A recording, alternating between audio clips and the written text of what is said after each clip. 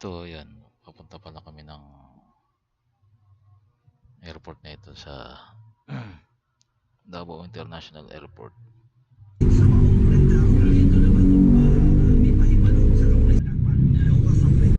Yan, pabuhangin na to.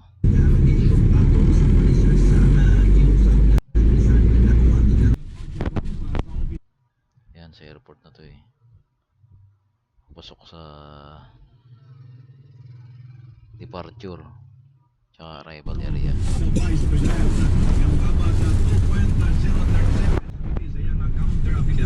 Alang sa misrepresentation case na gibasaga Bato Maria, inidunot sa hangin.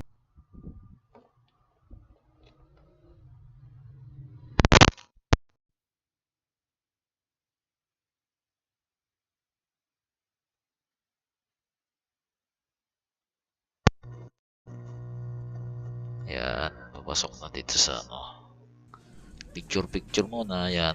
Tapos punta na kami sa may bridge.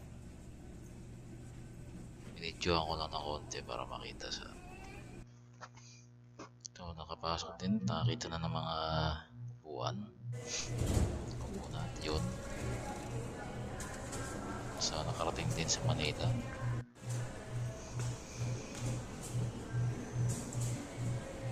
Yan, medyo coordinator. Medyo malayo pa. Ito, nakarating na kami sa sa Manila at naghintay na ng mga bagahe dyan, pick up konti. Tapos pagdating doon sa Bulacan, hindi ko na masyado na videoan.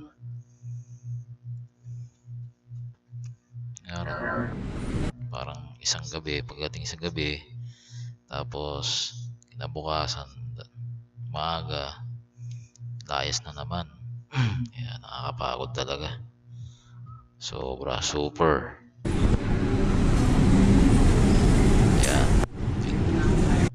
Yan, dito makikita mo yung mga display nila, may mga malalaking hopya. Meron dyan digit na malaki talaga yung hopya na ginawa nila. Pero pang display lang yon. Yan, makikita nyo dyan, no? Sa may embedded niya sa may Chinatown.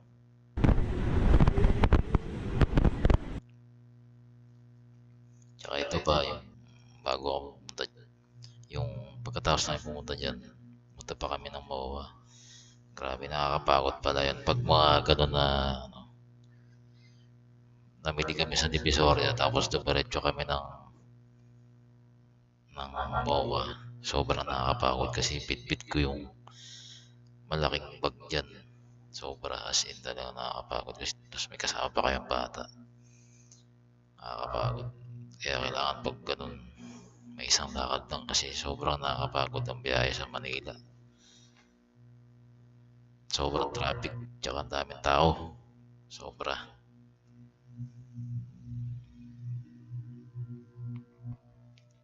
Yan, picture konti. Saan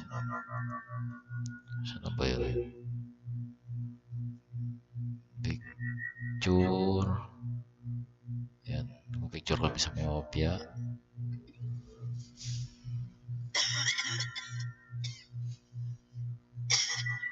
Si Bebe. Saan ba yung... Ay, hindi. Ito na siya. Lapit na yan. Yan dyan banda. Itong street na to, medyo mga... tawag dito yung mga tindahan ng mga textile tsaka mga trapal, ganun. Halo-halo dyan. Ay, paninda.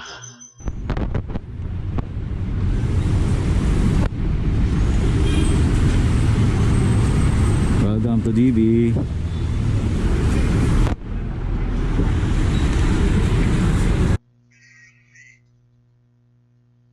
Bantay na natin konti.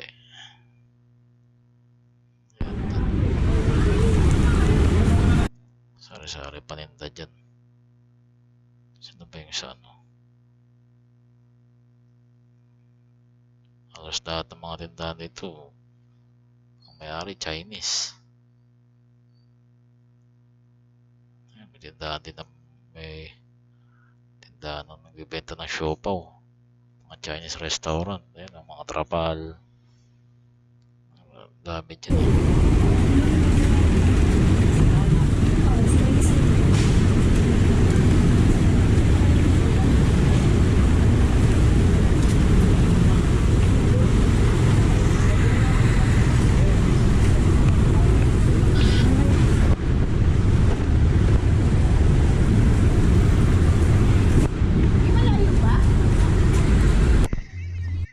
Ayan na dito sa ano to. Along the street na to, papunta na siya ng New Divisoria. Yung pinuntahan namin dati dun sa may baba, bandang baba. May mga paninda dun na may mga paninda dun madami na sari-sari din. Halos lahat puro mga toys tsaka candy sa baba. Pero ang nangyari ngayon sa yung mga vendor ngayon, nagsiakyatan sila doon sa building, doon na sila nagtitinda. At like before yung sa ano, nasa baba kasi nirereklamo nila na binabaha daw sila doon sa baba pag umuulan. Kaya nangyari, yung iba naglipatan na umakyat sa taas. Kaya hindi sila nagre-rent doon sa baba. Ayaw nila, pangit daw. Ayun dyan, madami mga paninda na ano, ang Christmas tsaka Halloween.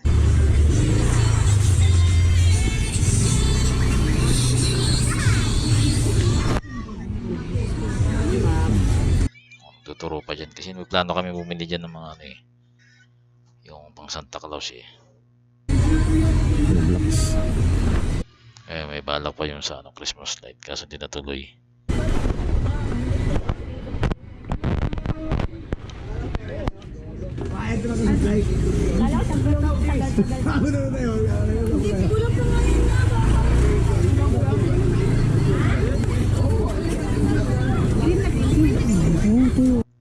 Ito yung mga Christmas light dyan, dami. Itong yung building na to, yung may green. Dyan na yung ano, Divisoria Mall. Yari ka. Yari ka na taklers.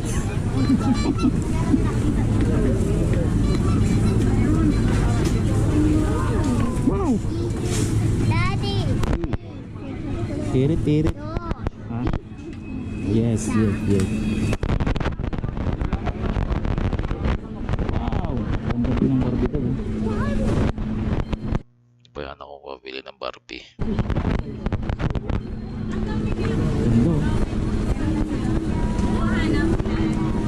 Yan ang dami mga Christmas light to.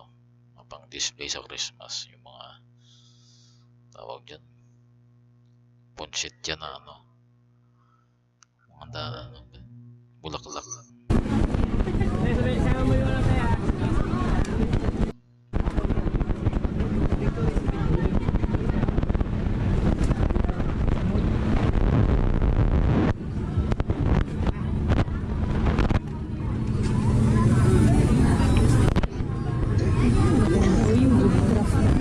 Saan? Sa?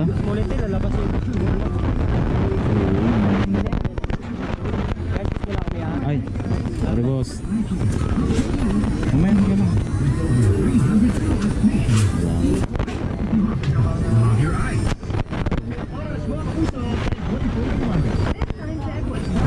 Yan, daming Christmas light oh.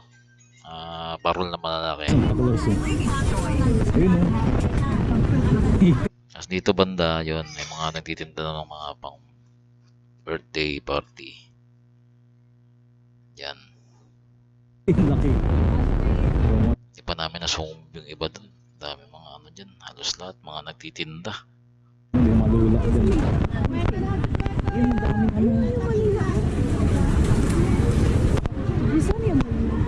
Oo nga.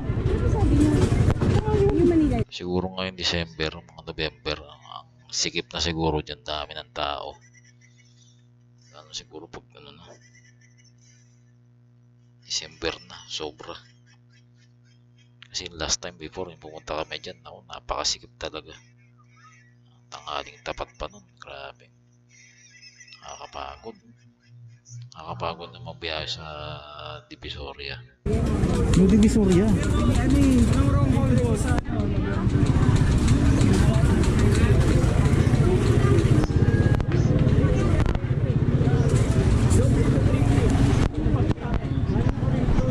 Ayun, ito na Divisoria Mall na to eh.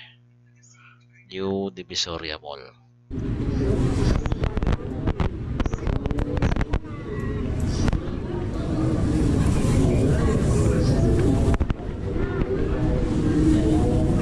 Isa tayo sa loob.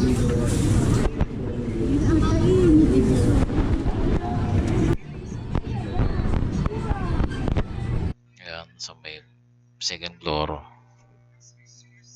Ito, sa second floor, halos lahat yan mga paninda na pang party. Party needs. Mga banner, mga balloons. Yan. Yan na kami namili.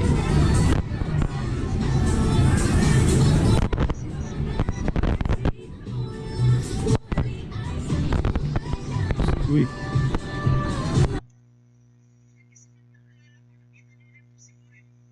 Yan, namili pa kami dyan sa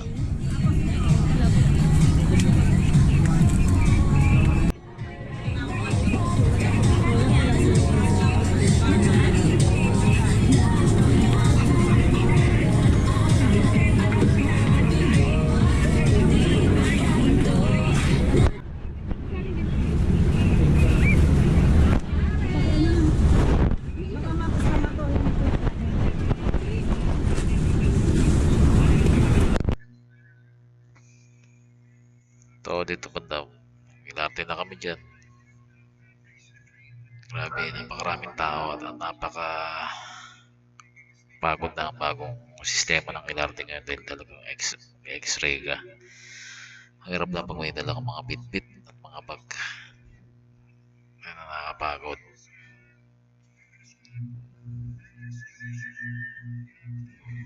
Kaya nakarating na kami ng MOA. At pagdating dyan, bagong sistema na naman yung ano nila, lahat ng mga pagkain. May dala kang bitbitin. Yung package counter nila nako doon sa pinakamalayo banda sa may Samsung na ano, nakakapagod sobra.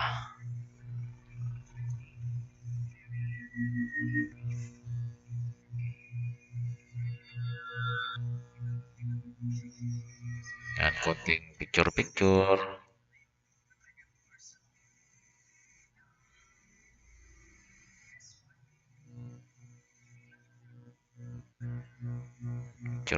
konti. Yan, dami na rin pinagbago dito sa MOA simula nung hindi kami nakakauwi. Yan, si anak ko ano lang, picture na lang kasi hindi siya nakapag-ice skating dahil bawal pa sa mga 4 years old.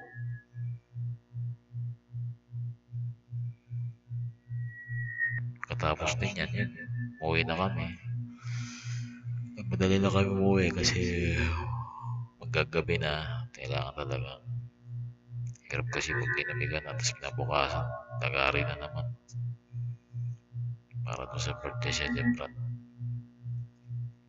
Kaya yun mga guys, like and subscribe again. Dito na lang siguro itong vlog na to. Update na lang sa